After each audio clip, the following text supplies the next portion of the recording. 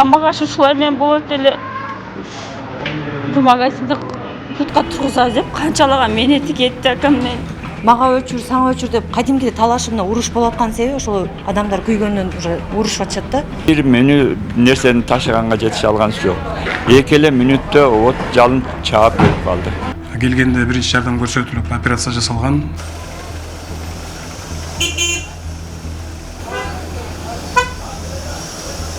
Жалал Абад шаарындагы Береке базарында өрт кырсыгынан кийинки тазалоо иштери жүрүп жатат. Айтырбай келген тилсиз жоодо соодагерлер көз алдында жылдап чогулткан кирешесинен айрылышкан. Бүгүн эми жабырлануучулардын жакындары чогулуп, ээлеген орундуктарын бузуп, күйүктөрдү алып чыгышууда.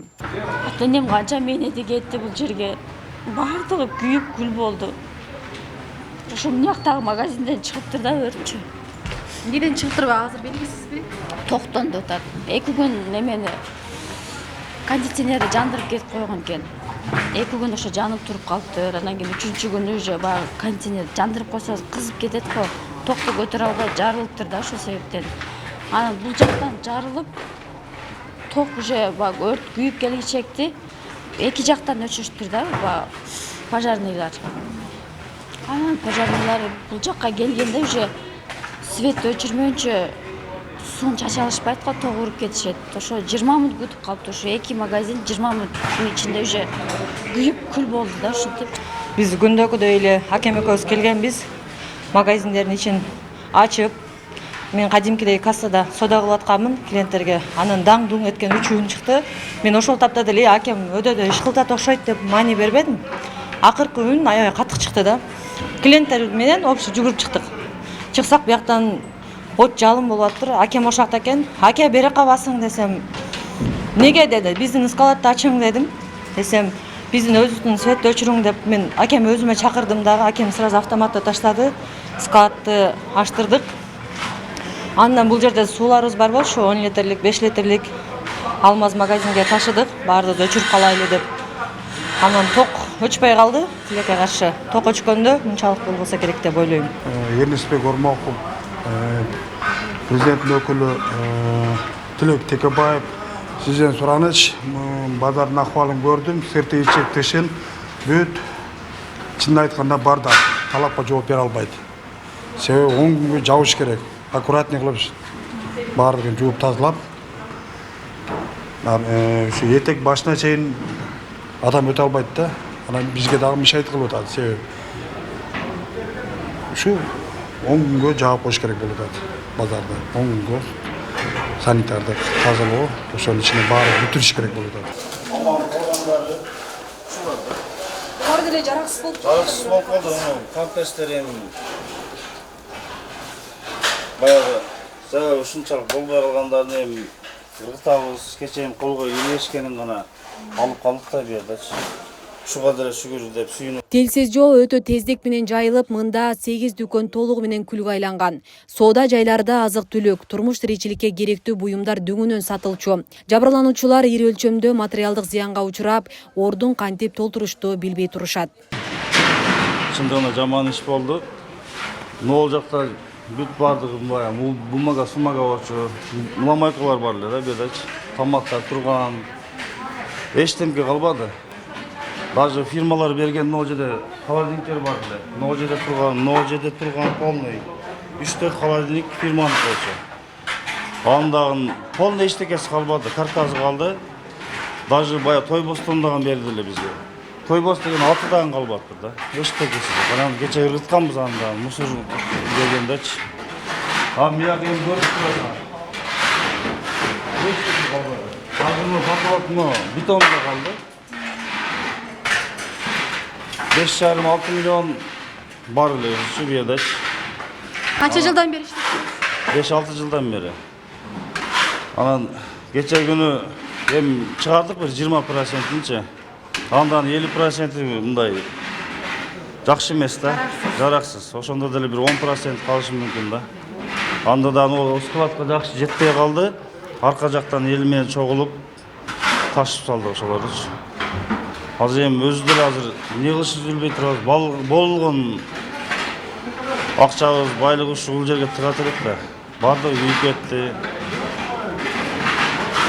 Эми бирөөнөн деле виноват кылыш деле кыйын азыр ушундай замандачы. Эми бул өрттүн өзү негизги себеби мындан мурун 2 магазин арактан чыккан да. Эртең мен наракта турсам, ошол жактан өрт чыкты. Уже аны ташый бериппиз, биз ташый берип күйүп калбасын депчи. Анан көрсө уже мага келип калды. Сизге да жетип мага келип калгандан кийин анан мен өзүм магазинди көрүп атам. Мен ал жакта жүрө берипмин, бумагаларды ташый берипчи. Өтө 2-3 мүнөттүн ичинде жетип келди да биякачы. Балдарым иштеткен şu dükkandın içindeki tavar 50% dünle büyük gitti da. Bu yerdeki kum şekerler, vermişel, makaron degende şu neslerden su maylardan bardığı büyük jaraksız olup kaldı. 50%-ын ташыганга жетишти, Yok, bir menü nersenin taşıganга jetiş algansı yok. 2 minütte ot jalın çağıp berip kaldı. Bir nerse alıp çıkkanız yok. Tok emin bayağı kuygun nersesini aytып atam da 50% nerse büyük ketti. İşte tavardan. Anan Бул жолдо канча миллиондук товар бар эле бул жерде? аны болжолдоп айтыш кыйын да, себеби биз отурун кичине каражат тапсак киргизе берет экенбиз, каражат тапсак киргизе беребиз. Бул 1 жылдык эмес да, бир 10 жылдан бери топтолгон Акча ушул жерде турган, акчанын баардыгы ушул жерде да. Баардык мүлк ушул жерде жыйнала берет да. Бул жер эми баягы дөңүнөн сатылган азык-түлүктөр да, Ооба, дөңүнөн сатылат азык-түлүктөр. Биз кадимкидей соода кылып атканда биз ошол Хамзадан чыккан өрттү көрдүк да, так өзүбүзчү. Эмне дегенде ошол эле магазинден күйүп атты, башка магазиндерге да жетелек болчу да. Ал резкий көбөйүп кетти. Аларда көбүнчөсү бумага памперстер көп болчу да, тез жанып кетти да. Недени күндүн деле ысыктыгы өтө неме да. Ал жерден анан биз ошо пожарныйга чалдык деп чалган убакта бир эле пожарный келди да. Эми ушунча чоң базар болуп атса, бир пожарный эч кимдеге успеть эте алган жок. Ток өчпөй тура. Бир пожарныйды биз мага өчүр, саңа өчүр деп кадимкиде талашып мына уруш болуп аткан себеби ошол адамдар күйгөндөн уже урушуп атышат да. Меникин өчүрүп бер депчи. Ошондо 2-3 пожарный келгенде сразу эле мынчалык даражага жетпесе керек эле деп ойлойм.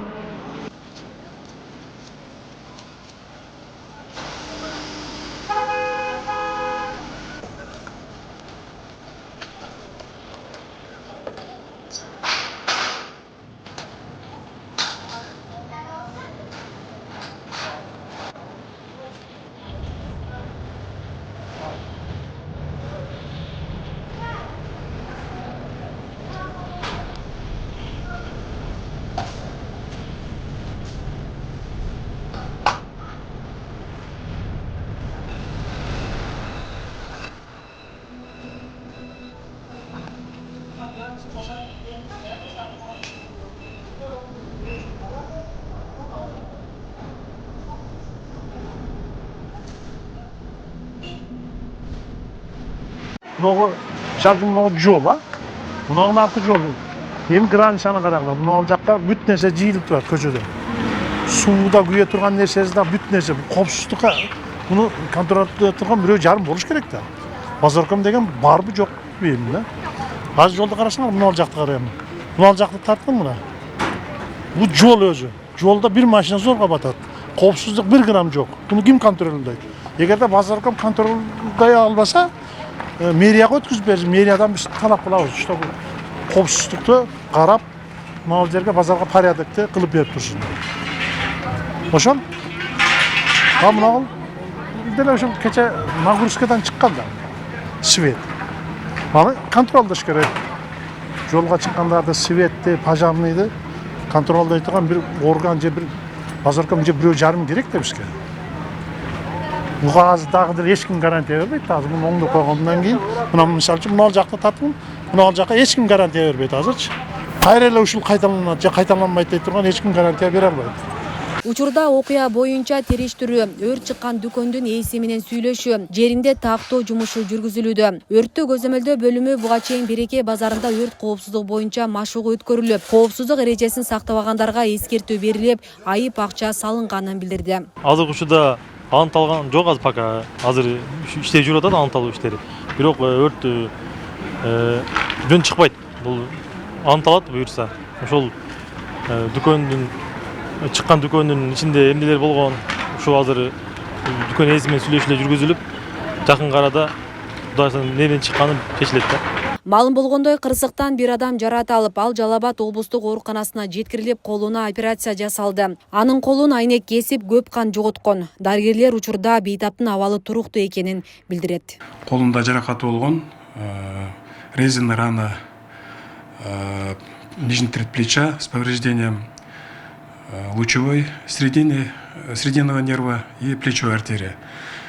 Келгенде биринчи жардам көрсөтүлүп, операция жасалган. Лучевой нерв менен срединный нерв плечевой артерия тигилди.